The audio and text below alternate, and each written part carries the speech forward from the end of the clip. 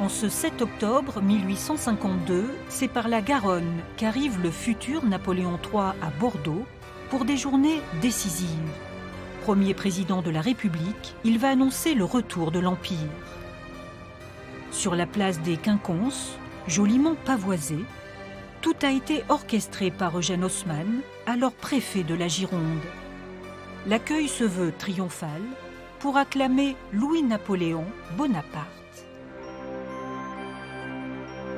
Toutes les vedettes, entre guillemets, religieuses, politiques, les ministres et tous les élus sont rangés en carré tout autour de la place. Et bien sûr, encore à l'extérieur, il y a la population bordelaise plutôt enthousiaste, du moins on le lui conseille.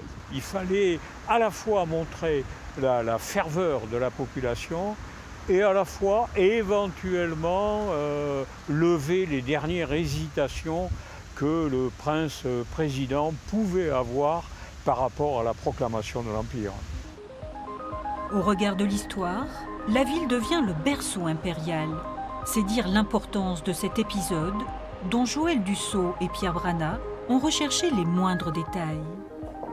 Direction la Chambre de commerce de Bordeaux, car c'est dans ce décor imposant que le futur Napoléon III va prononcer une allocution fondatrice. On l'appelle le discours de Bordeaux. Tout le monde connaît la célèbre phrase on dit que l'Empire c'est la guerre, moi je dis que l'Empire c'est la paix. Mais il ne faut pas rester à cette phrase parce qu'il y a tout un discours avec cette phrase sur ce que j'appellerais, ce que nous on appellerait aujourd'hui l'aménagement du territoire. Il termine quand même en disant à tous ces notables, à tous ces hommes de commerce, ces industriels, tous ces hommes de la vie active, vous êtes mes soldats, au sens de vous êtes mes soldats pour construire cette France nouvelle. Et c'est peut-être ici, dans ces salons, que Louis-Napoléon Bonaparte les a croisés pour leur confier plus tard ses grands projets. Au premier rang, on trouve Haussmann, qui le rejoindra à Paris. Et par coïncidence, beaucoup de ces soldats sont aquitains.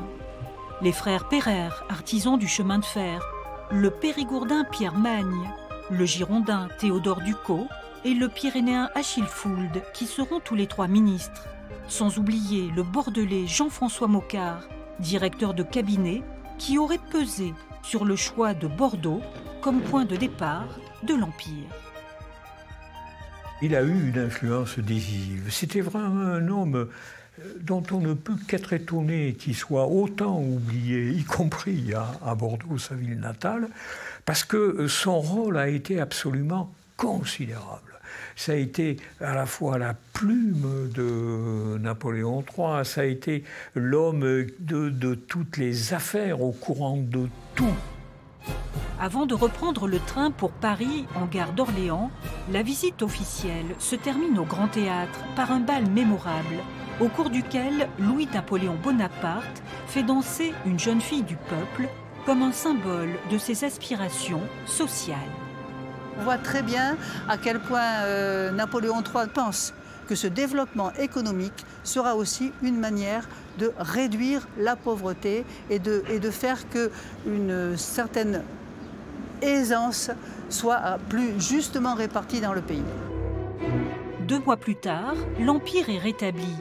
Il s'imposera pendant 18 ans avant de s'effondrer en 1870 lors de la défaite de Sedan. Un désastre qui ravive le souvenir du coup d'État sanglant de 1851.